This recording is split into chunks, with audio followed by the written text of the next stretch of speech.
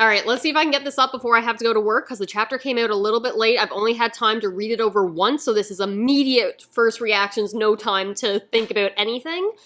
I have questions. So chapter 1122, we start off with Vegapunk continuing his message and the world's reaction to it, saying, "Are you crazy, Vegapunk? You're asking us to put, like, our life is in the hands of pirates. Whoever finds the One Piece, that's ridiculous. The Marines have to do something." And the Marines in Impel Down going, "Why are we still playing this message? All the prisoners can hear it." And it's like, we can't shut it off. They're talking about the world flooding again. One of the population people is just like, the smartest man in the world said the One Piece is real, we should find it, or someone needs to find it. I'm like, yes, the strongest man in the world, Whitebeard, also told you the One Piece is real. Is his word not worth as much as Vegapunk? I'm insulted.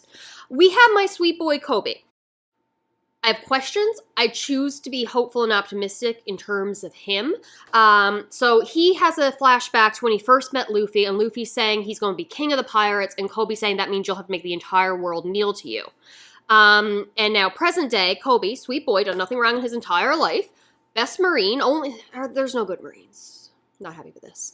Saying, I have to stop you, Luffy. I won't let you achieve your dream.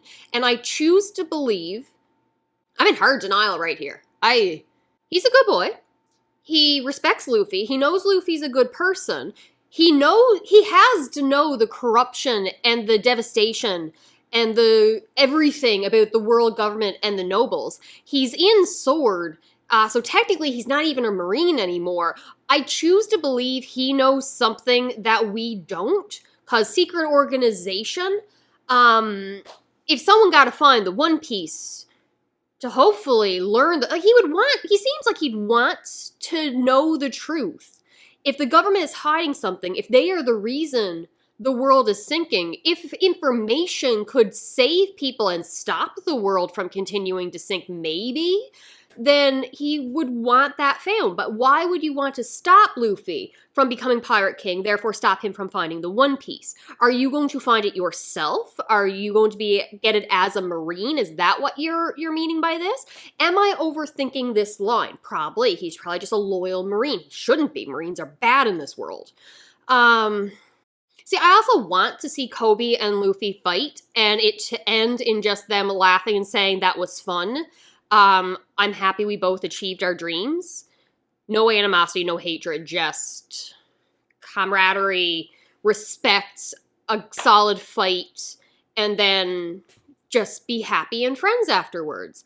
But that look in his eye, he seems dedicated to stopping Luffy from finding the One Piece, stopping Luffy from achieving his dream, and I choose to believe it's because he knows something we don't. Then we have Buggy, Chairman Buggy, best boy Buggy. Oh my god, I've been kind of mild on the Buggy love, less than the majority of people, but I still really like him and his character. I'm happy when he shows up, but seeing him in front of the crowd of his supporters, and they're all cheering, "Buggy, we love you, it's gonna be your world, you'll get the One Piece," and he stops them saying, "Why do you keep saying it's my world? It's not my world. You don't actually believe that, do you?"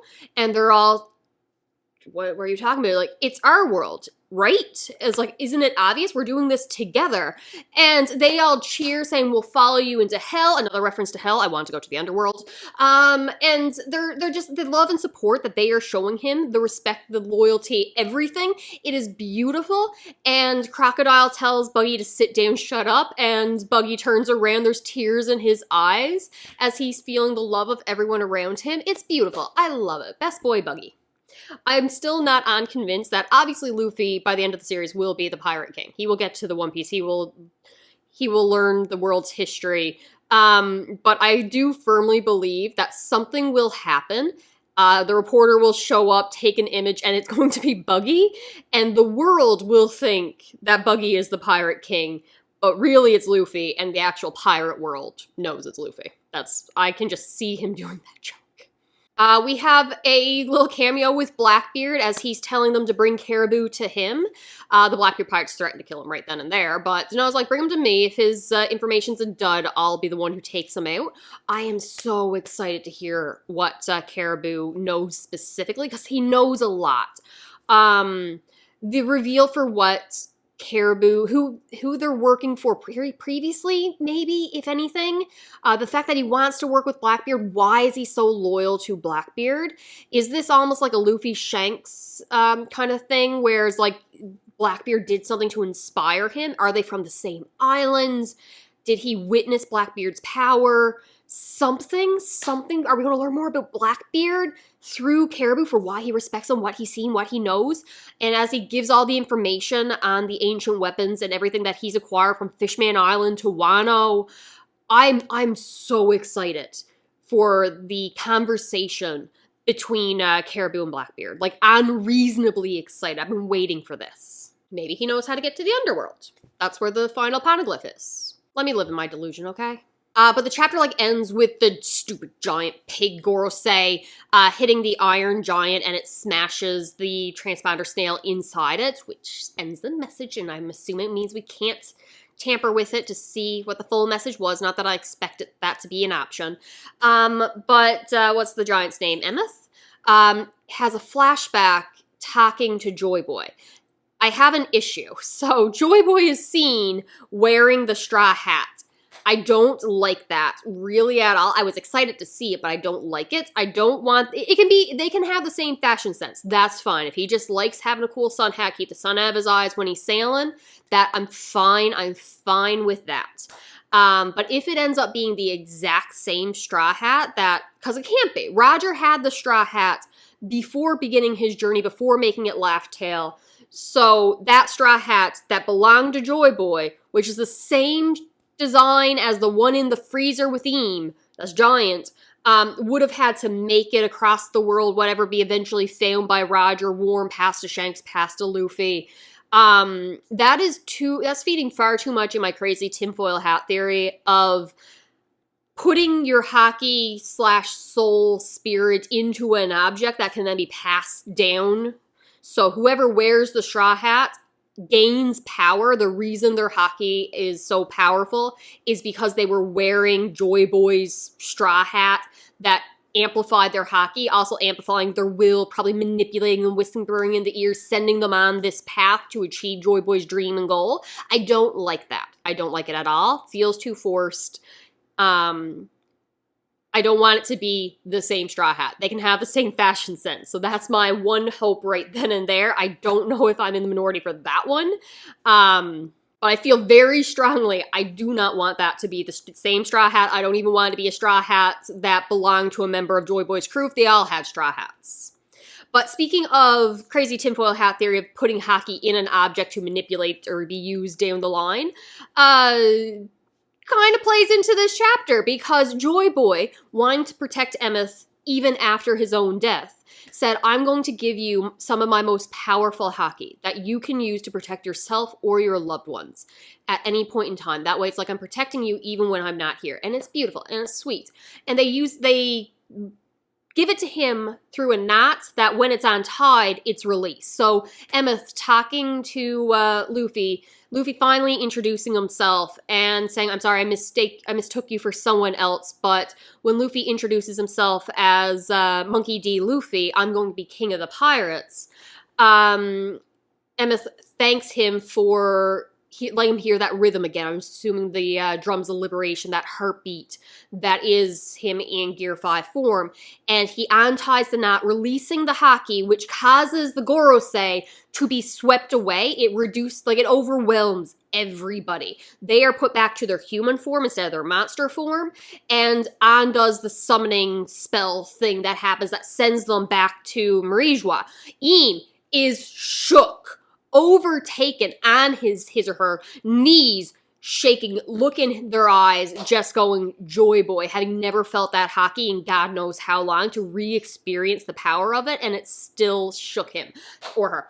I love it, I love it, I love it, I love it. Saturn being not summoned to the island he got there physically is still there, and he's standing against Emeth now, who is probably weakened.